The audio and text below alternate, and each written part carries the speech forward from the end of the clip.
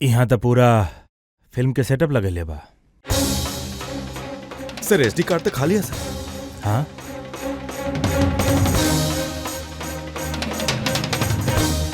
तिजोरी खाली है। सर लगा था टेप्स एहिजा ही रखा था। ए जगह से वो बड़ बड़ लोगन के खुफिया रिकॉर्डिंग कैले होगी और यही जगह के इस्तेमाल करके कातिल वही के खून कर देलस। शायद ई वन वे मिरर से ओकरा तड़प तड़प के मरद देखले होगी। सर एकर मतलब है कि जब हम लोग यहाँ पे लाश के साथ रहत रहनी तभी वो यहीं पे रहल सर। और हमनी के गैला के बाद मौका देख के वो यहाँ से निकल गए होगे। माने आयशा और पुलिस वालन के गैर मौजूदगी में वो आदमी घर में आए, शायद घर के पीछे से। अभी अभी खबर मिलल है, पिछले 2 दिन से चल रहा सीबीआई इन्वेस्टिगेशन खत्म हो गई है और मिस आयशा थोड़ा ही देर में अपन घर पे पहुँचे वाला बानी। ऐसा मानल जा रहा है कि हाई प्रोफाइल केस में मिस आयशा सीबीआई के गवाह बने खातिर तैयार बानी। यही खातिर उनके छोड़ल जा रहा बा।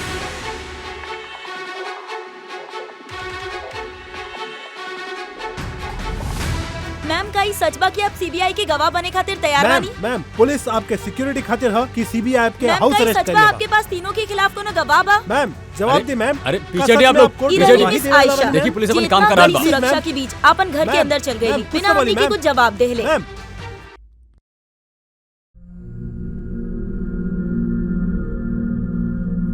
मैडम खाना रेडी बा, लगा दी का?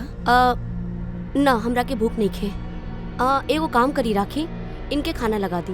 जी मैडम। हमके बहुत डर लगता। ये कैसे बात करल बाड़ू आप? अब कौन बात करे? वो लोग हमरा के मारे की कोशिश कैले था। मैडम आपके कुछ ना होगी, आपकी सुरक्षा खातिर ही हमने आपके साथ बानी। हमें को काम करता नहीं, पहले ऊपर जाके आपके कमरा चेक कर लेता नहीं।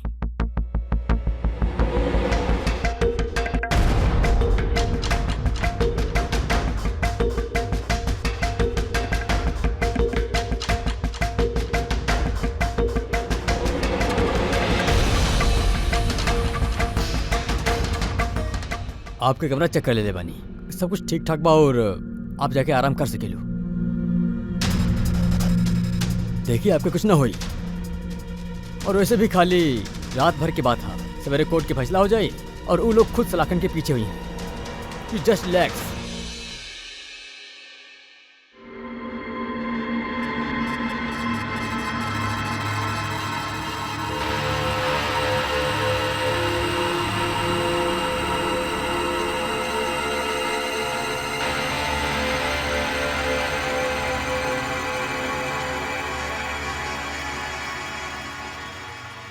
मैडम की हिफाजत करल हम सबकी जिम्मेदारी है, ऊपर से स्ट्रिक्टली ऑर्डर है, ऐसे रात भर सावधानी बरती है, ठीक है? खाना खत्म होकर ही आपन अपन पोजीशन ले लिया।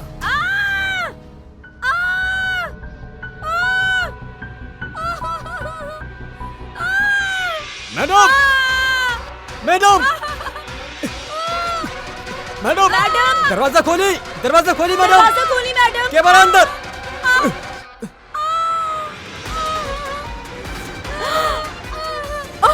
मैडम मैडम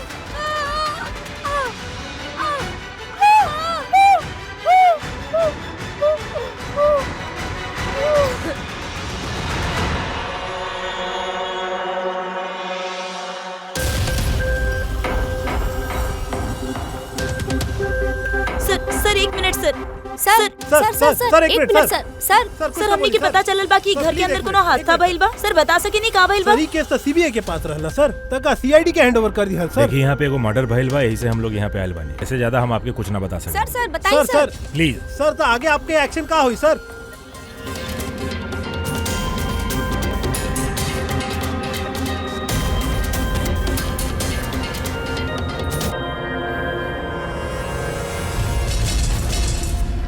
एकर तो चेहरा और हाथ बुरी तरीके से जल गेला। जले के और कोनो निशान तो कमरा में दिख तो नहीं के रहा। देखे से तो लगा था कि एसिड अटैक भइल बा। हाँ दे बात है एसिड अटैक। बाकी सर एसिड कहीं तक गिरल हो, कपड़ा पे, जमीन पे एसिड के नामो निशान नहीं खे। ये बात तो है। सर ये बात रो पहनले बाड़ी, मतलब ही नहा के निकलल हुई और फिर ही नहला के बाद ई क्रीम लगेले होखी। एक मिनट, वो क्रीम के हाथ मत लगैया, वो क्रीम के चेक करे के पड़े।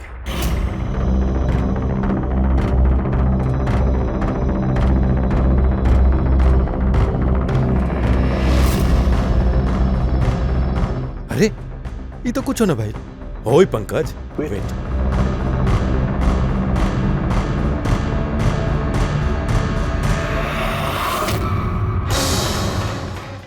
अरे सर, इता जल गेल ना। केहू त ई में ऐसन एसिड मिलैले रहल जे तुरंत रिएक्ट ना करेला, 2-3 मिनट के बाद असर करेला, और जब असर करेला त इतना खतरनाक असर करेला। सब मतलब नहला के बाद ई क्रीम लगेले और एकर असर कुछ देर बाद भइल।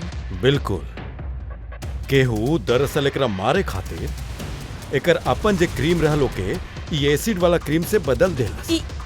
ई का बोलतानी आप? का बात का बा? आप कुछ ज्यादा ही घबराए लगा तानी। हाँ, कहा जाने नहीं आप ही सबके बारे में? ना सर, हम कुछ भी ना जानी नहीं। मैडम तो ई क्रीम रोज लगावत रहली। और ये बात कातिल के पता रहल, जेकर फायदा ऊ उठैलस। जे केहू भी बाऊ आयशा के बहुत करीब से जानत रहे, कहीं वो तू ही तो नहीं खू? ना सर, देखा हमनी के पता बा कि तू कुछ जाने लो। ना मैडम, हम कुछ भी ना छिपा रहल बानी। बस ई वाला क्रीम हम छुप छुप के कबो कबो लगा लेत रहनी, और आज भी ई क्रीम लगेले बानी। एक मिनट, बतावा ये क्रीम तू कब लगेला? सर, मैडम के कमरा में आवे से पहले तकरीबन 8 बजे। 8 बजे? चेक करा। सर, जले के तो कोनो निशान नहीं खे। न होखे, जले के निशान यही खातिर न होखी जब ये क्रीम लगैली उमे एसिड न रहा, मतलब उ वक्त एकर क्रीम ओरिजिनल रहल एकर अपन। मतलब कातिल ई क्रीम के 8 बजे से और 9 बजे के बीच में बदल लेबा। बाकी कैसे यहाँ पे इतना सिक्योरिटी रहे? शायद कोई पहले से ही कमरा में होके। ये कैसे हो सकेला सर? काहे कि मैडम के अंदर आइला से पहले हम ये कमरा के अच्छा से चेक कर ले रहनी। यहाँ पे केहू ना रहल। और तो सर, मैडम के चेक सुनला के बाद हमनी सब भाग कर यहाँ आइले रहनी, तो दरवाजा अंदर से लॉक रहा सर। हाँ सर, और हमने के अंदर आवे खातिर दरवाजा के भी तोड़े के पड़े। ठीक है, आप लोग अभी जाएं, जरूरत पड़ी तो बुला ले आप, प्लीज। ओके सर। कमरा के अंदर केहू ना आयल रहे, बाकी कमरा चेक करे खातिर ही कांस्टेबल आयल रहे। पूर्वी को काम करो, इस सबके बैकग्राउंड चेक करो, तब तक हमने पता करते हैं कि चक्कर का बा।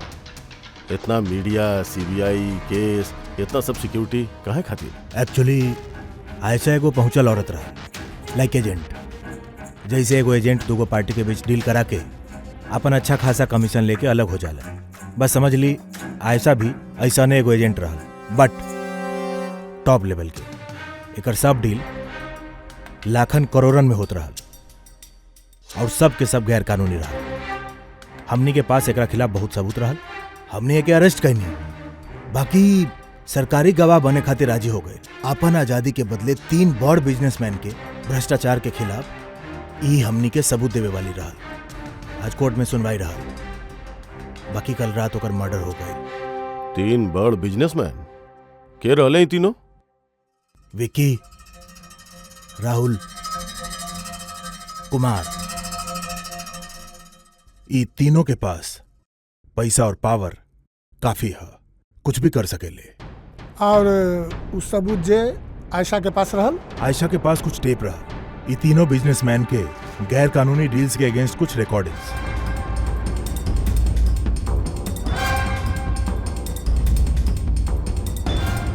उनमें से कुमार के रिकॉर्डिंग ही डीवीडी में हो, ये देखी तनी। चीयर्स। चीयर्स। पैसा कब ट्रांसफर कर रहल बड़ा mister Kumar?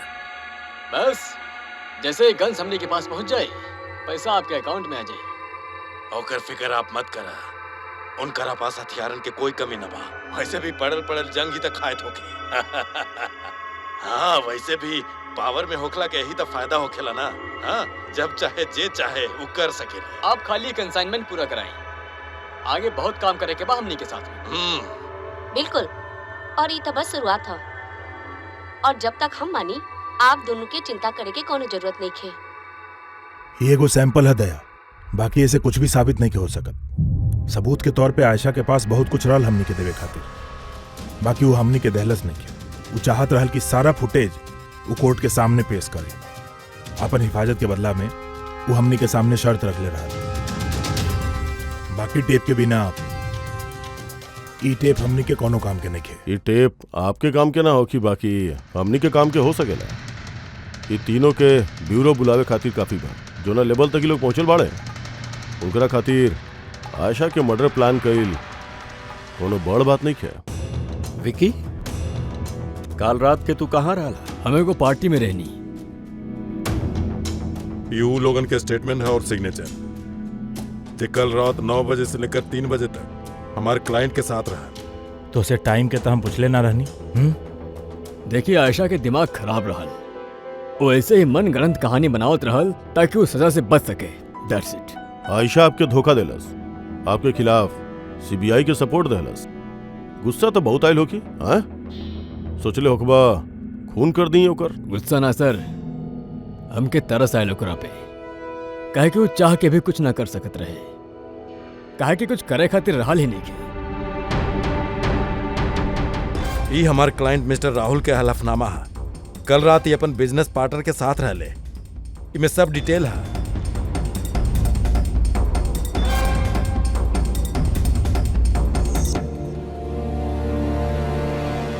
I don't think आपके कुछ और पूछे के होके।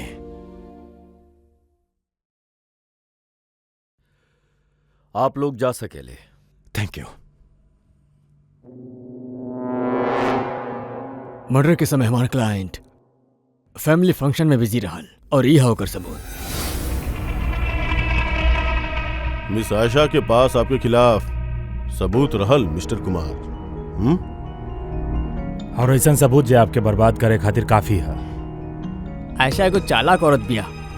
अच्छा भइल कि मर गई, ना तो हम ओकरा के मार देती। मार देता या मार देहला? ना सर, हम ओकरा के ना मरनी, बाकी वो इंसान के थैंक यू जरूर बोले के चाहब जे हमार मुराद पूरा कैलस।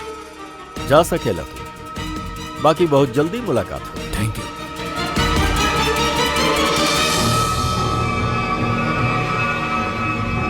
फिलहाल तो केहू के भी अरेस्ट ना कर सकेनी। सबके पास वजह बा, सबके पास। सर। हाँ सर, एगो खास बात पता चलल बा।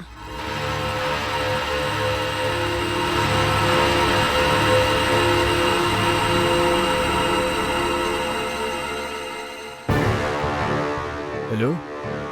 हाँ, सब तैयारी हो गई? एक बात के ध्यान रखिए, कौनो गड़बड़ ना होके के चाहिए। चलो चलो, बस जाए वाला बात, चलो।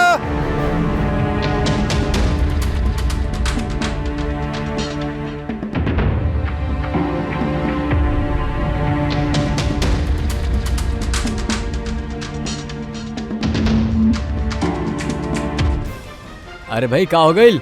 बस का रोक दे ले? अरे यार, कोई पागल वाले बीच सड़क पे गाड़ी रोक देले वाले। बीच सड़क पे?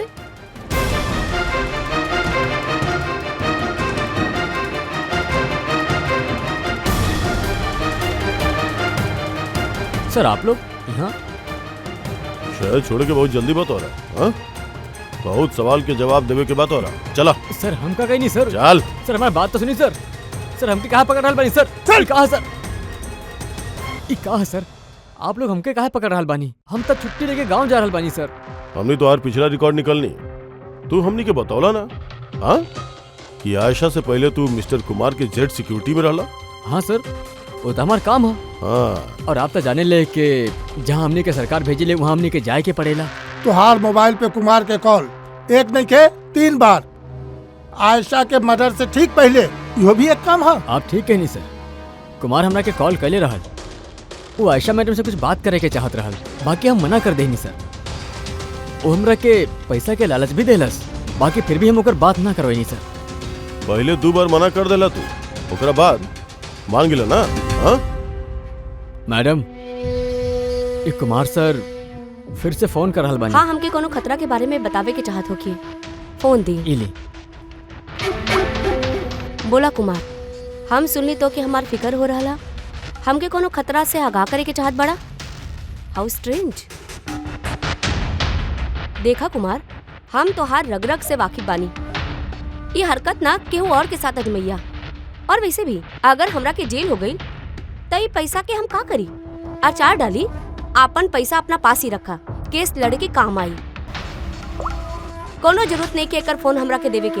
हमरा साथ समझौता करे के कोशिश कर रहा। और तू ओकर मदद कर रहल बड़ा। हम कहा मैडम, हम तो आपके मदद कराता नहीं। बस रहेदा। और इतना जान ला कि अगर तू ओकर मदद करत बड़ा ना तब बचवा नहीं खे। हम सीबीआई के बता दे कि अगर हमरा कुछ भइल ना तो सबसे पहले तोहके आके पकड़ी। तू ही गेल रहा ना आयशा के कमरा में, ठीक होकर कमरा में जाए से पहले ओकर ब्यूटी क्रीम के एसिड क्रीम में बदले में ज्यादा टाइम ना लागल होखी, है ना? का बात करता नहीं सर आप, हमारे बात पे यकीन करी, हम कुछ ना कहले बानी। अगर तू सच भी बोलत रहा ना तब भी ये केस जब तक सॉल्व नहीं हो जात तू हमनी के हिरासत में रह, समझ ला? अब चला। अरे चल सर, चल चला सर, हम कुछ ना कहनी सर, छोड़ दी सर प्लीज। हाँ पूर्वी बोला। सर वो फुटेज जे आयशा सीबीआई के भेजले बिया, उहे कमरा में शूट भइल बा जहां ओकर खून भइल रहा। यानी आयशा के बेडरूम हाँ में? सर, ओकरे बेडरूम में। एक्चुअली ये फुटेज 1 साल पहले के बा, तो फर्नीचर बदलल बा, ऐसे शायद समझ नहीं के आ रहा है। आर यू श्योर? सर 100% ये उहे कमरा बा। ये जानकारी काफी इम्पोर्टेंट बा पूर्वी। Thank you so much. पूर्वी बतौलस कि आयशा वो मिनिस्टर और मिस्टर कुमार के स्ट्रिंग वो बेडरूम में कैली रहे, और अगर ऐसा बा तो कैमरा वही कमरा में कहीं छिपौले होगी, तो कैमरा अब भी वही जो होके के चाहिए।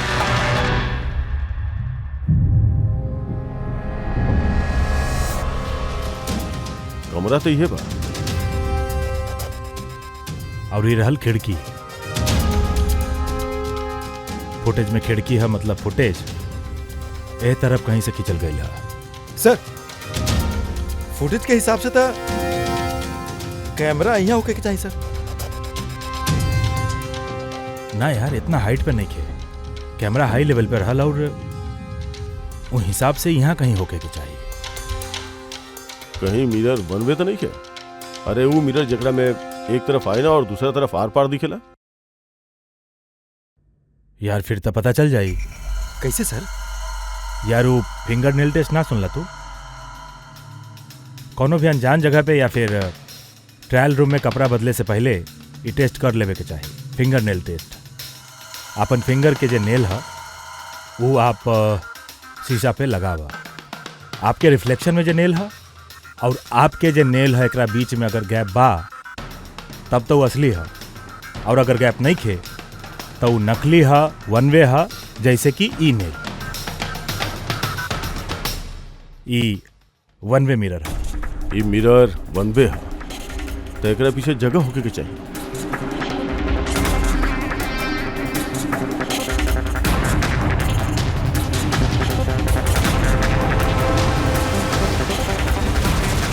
अभिजीत,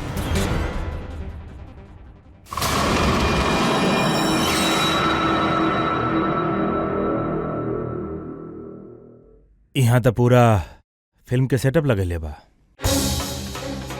सर एसडी कार्ड तो खाली है सर। हाँ,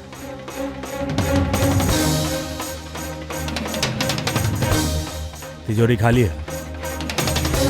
सर लगा था टेप्स एहिजा ही रखा था। ये जगह से वो बड़ बड़ लोगन के खुफिया रिकॉर्डिंग कैले होगी, और यही जगह के इस्तेमाल करके कातिल वही के खून कर देलस। शायद ये वन वे मिरर से ओकरा तड़प तड़प के मरद देखले होगी। सर एकर मतलब है कि जब हम लोग यहाँ पे लाश के साथ रहत रहनी तभी वो यहीं पे रहल सर। और हमनी के गैला के बाद मौका देख के वो यहाँ से निकल गए होगी। माने आयशा और पुलिस वालन के गैर मौजूदगी में वो आदमी घर में आयल, शायद घर के पीछे से।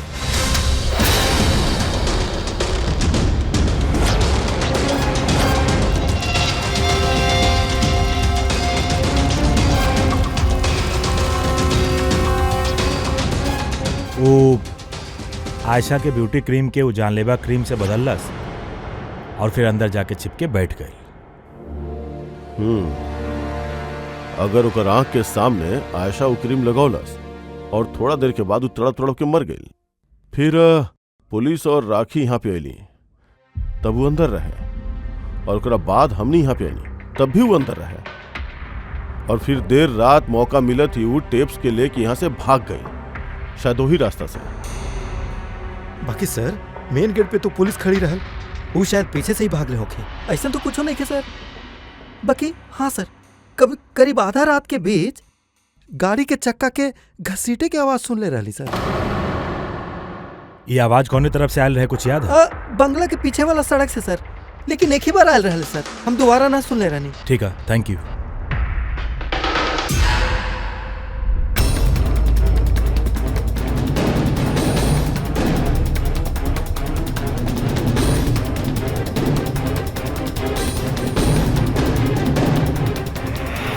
सर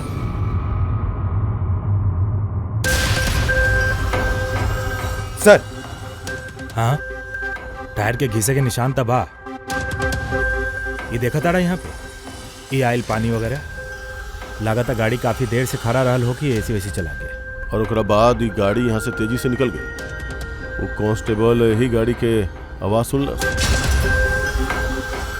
अगर ये गाड़ी यहाँ इंतजार करत रहल तो फिर का भइल जे अचानक इतना हड़बड़ी में यहाँ से निकल गई? सर शायद केहू देख ले होके, सर यही से डर के भाग गए। पॉइंट तबा, यहाँ आसपास के घर में पूछताछ करल जाई।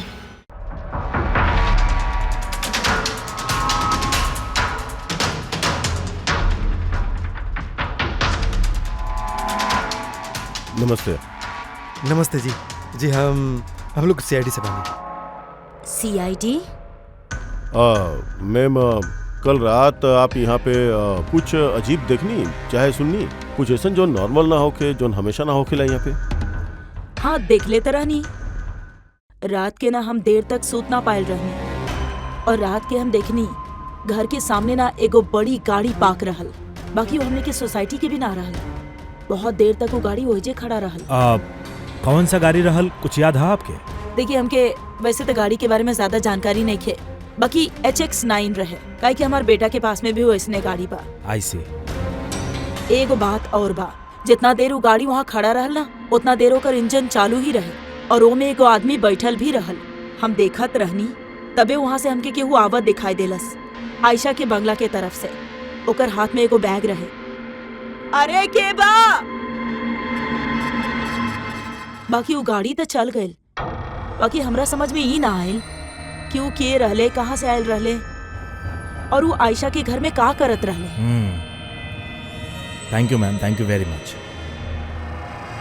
सर एक मतलब फोनी के साथ एगो और आदमी रहल, जे गाड़ी में बैठ के इंतजार करत रहल। लाखन की गाड़ी रहे, का लगता है क्या हो सकेला? शक के घेरा में तो अभी हुए तीनों बारे। आरटीओ से पता करल जाए ये गाड़ी है, तीनों में से केकरा पास है। सरी HX9 गाड़ी तीनों के पास बा। कहा? हाँ सर, बहुत शौकीन लोग बाड़े, एक एक के पास कईयों सारे गाड़ी बा। तो फिर ये तीनों में से वो गाड़ी केकर है, पता कैसे चली? फिर सिचुएशन के हिसाब से कोनी ये तीनों में से ही केहू लागत। ना सर,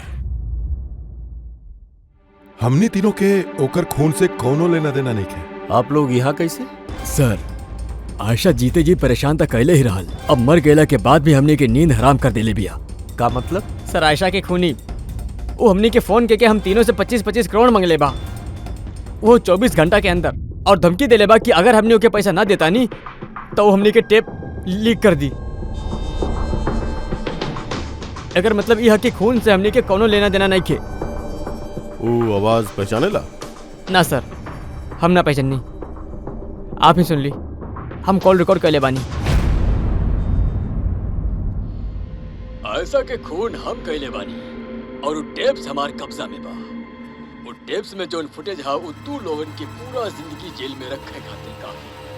24 घंटा के अंदर केमन आइलैंड बैंक के अकाउंट नंबर 23122 में पूरा 25 करोड़ रुपया जमा कर ना था। ये फुटेज पूरा दुनिया देखी। 24 घंटा बा, सोच ला। फोन के ट्रेस करा, देखा कहाँ से फोन आयल रहे, केकर फोन है, देखा सब डिटेल देखा। मुझे अकाउंट नंबर दे ले बाऊ, शायद उसे भी कुछ पता चल जावे। ना, इंटरनेशनल बैंक बा सर, कोनो डिटेल ना दिए वो लोग। हाँ ई बात तो बा। सर हाँ सर इंटरनेशनल कॉल बा, ट्रेस नहीं हो पा रहा। मतलब कुछ ना हो सकेला। हमने क्यों बदमाश के 25 करोड़ देवे के होकी? नहीं थे काहे देबा आप 25 करोड़ ऊ बदमाशन के? हाँ काहे देबा? अगर आप कुछ कैले ही ना बानी तो ना आप कोनो घूस देले ना भ्रष्टाचार कैले, तब फिर आपके खिलाफ ऊ टेप में तो कुछ होखे के ही ना चाहिए। हाँ अगर आप लोगन कुछ कैले बानी तब बात। अरे कैसे बात कराता नहीं सर, हमने कुछ ना कहनी, हमने इनोसेंट बानी, निर्दोष बानी। आप तक काम का ही कमाल है। एनीवे थैंक यू, हम लोग आपस में संभाल लें। चलो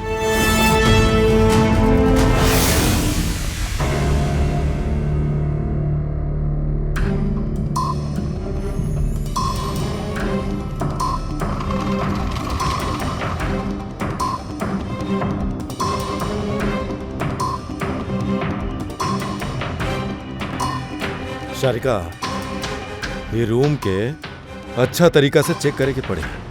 खूनी यहाँ पर घंटन रहल बा, एकर मतलब यहाँ पर कौनो न कौनो ऐसा चीज जरूर मिल जाई है जोनो से ओकर डीएनए टेस्ट कर सकीला। ओकर बाल, ओकर नाखून, कुछ भी।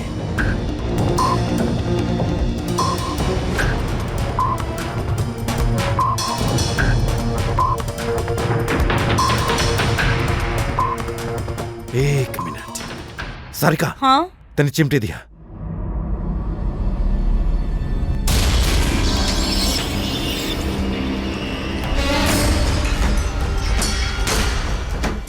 माय गॉड, सारिका ये देखा।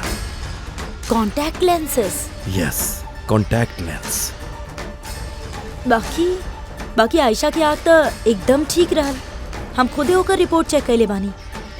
वो ना तो चश्मा पहनत रहली और ना ही कॉन्टैक्ट लेंसेस। फिर ही कॉन्टैक्ट लेंस केकर हो सकेला? खूनी ना ना, खूनी के नहीं हो सकत। एक आंख से कॉन्टैक्ट लेंस गिर जाए और ओकरा पता न चले, ये नहीं के पॉसिबल। दिखाई तनी।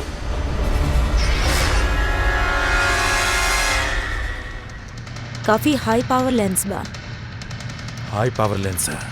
कुछ तो बा है रूम में। एक तई कमरा चारों तरफ से बंद है, कोनो खिड़की नहीं खे, कोनो रोशनदान नहीं खे।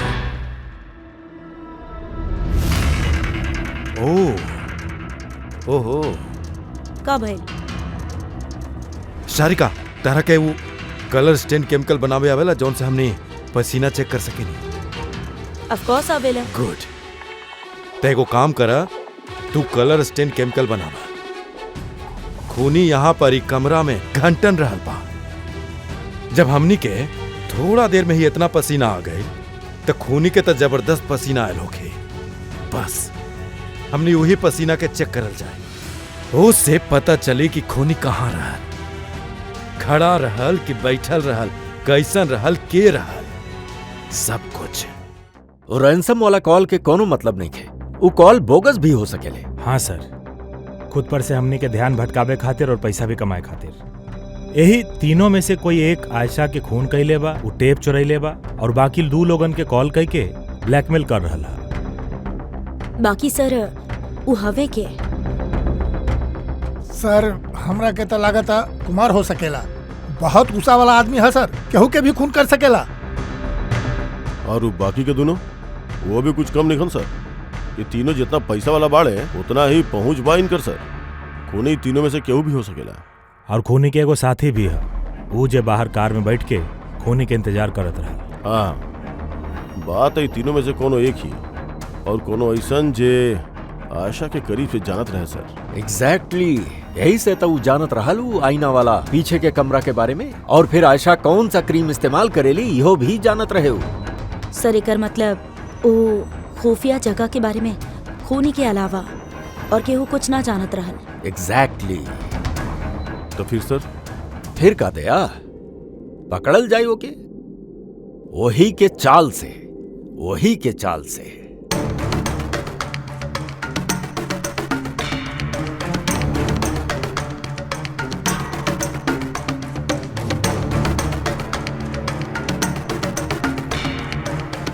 हम लोगन के यहाँ का बुलावल गेल है? कोनो आइडिया? पूछे खातिर बोले हो कि खोने के पैसा देले कि ना।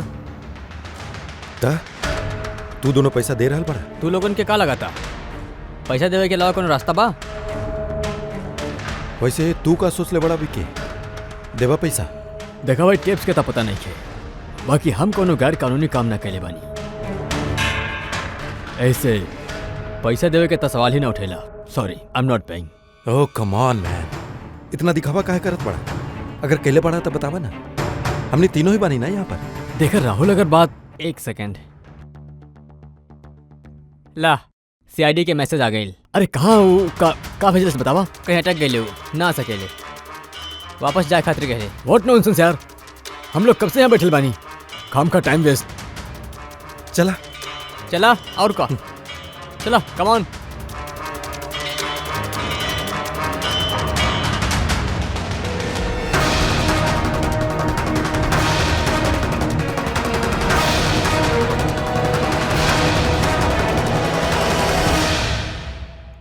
ये बा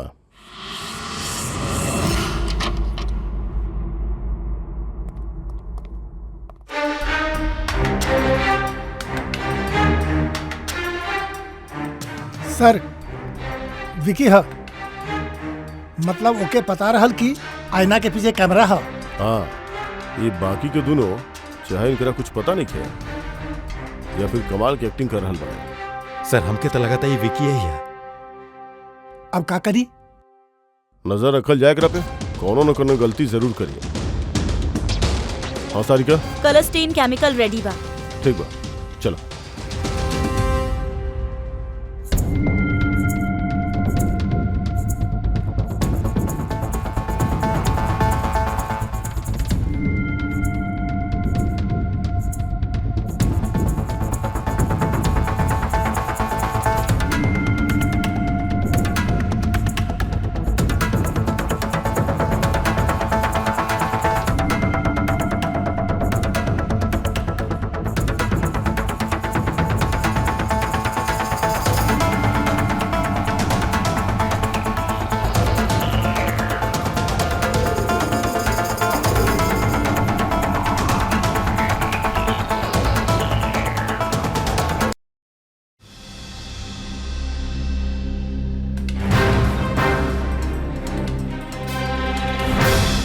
अरे वो कहाँ जा रहा बाड़े?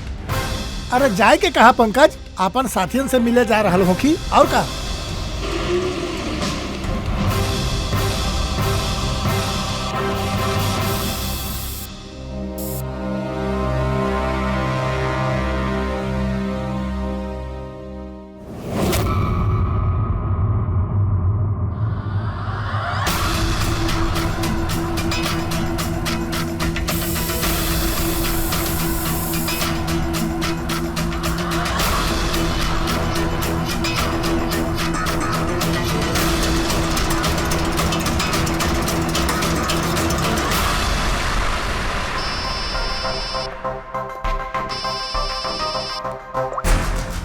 हाँ सारिका बोला।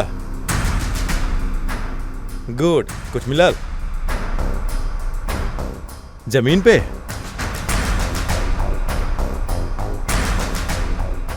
जमीन पे लेटर है, बाकी जमीन पे का है?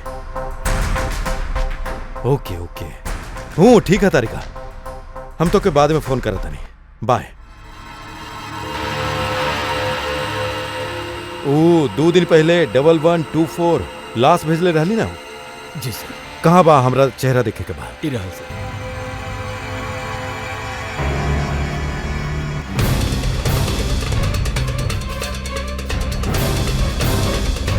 एकरा पता तो नहीं चल गया कि हमने एकर पीछा करता नहीं।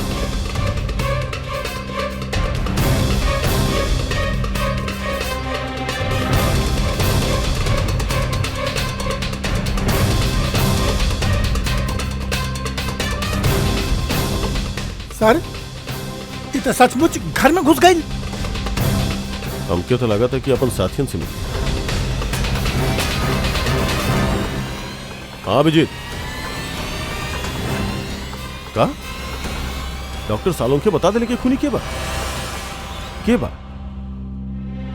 ओ हाँ, हम लोग विकी के पीछा करके ओकर घर के पास पहुंच गए बानी। ठीक बा, ओके, एजे मिलता नहीं।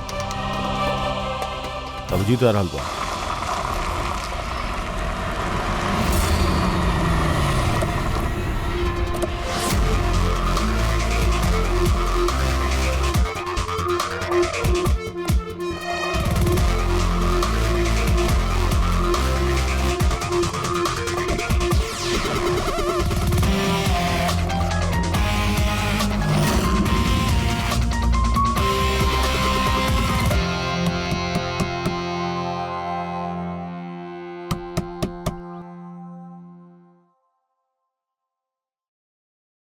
एक मिनट क्या करता नहीं आप लोग? हाँ, अरे ये करो तरीका है केहू के घर में घुसे के। नाटक मत करा, समझला?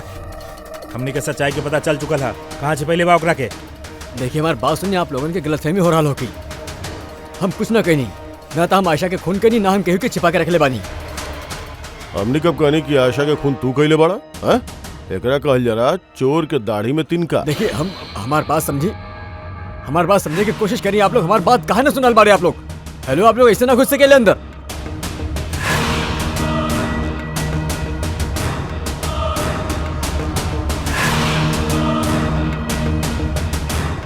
यहाँ तो केहू नहीं है। हम केरल बनी आप लोगों से, यहाँ केहू नहीं है। एक मिनट हटिए आप। अरे बंद करी, ऐसे ना घुस सके आप लोग अंदर। Hello, excuse me, hello. अरे ऊपर कुछ नहीं है सर। अरे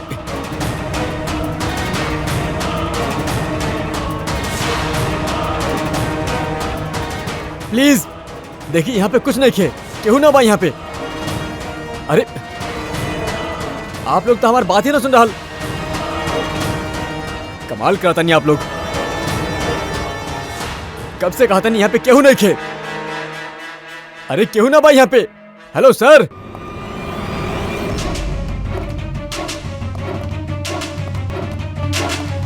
देखिए हमारी बात सुनी प्लीज, सुनी। देखिए हम आपसे कहा था नहीं, हम आयशा के ना मरनी। प्लीज हमारी बात समझने की कोशिश करिए। हम सच कहा था नहीं। हमने के मालूम है तू आयशा के ना मरले बाड़ा। तो फिर आप लोग का ढूंढ रहा बानी? एक मिनट, सब पता चल जाई।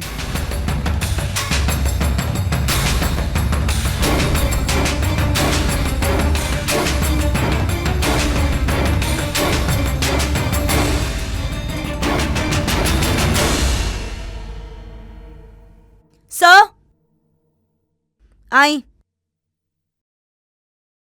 आयशा जी, आपके खेल खत्म हो गए, आ जाए। सालुंकी सर पहले ही बता दे ले रहे कि तू जिंदा पड़ो। दरअसल हमरा के होकर आंख चेक करे के हा।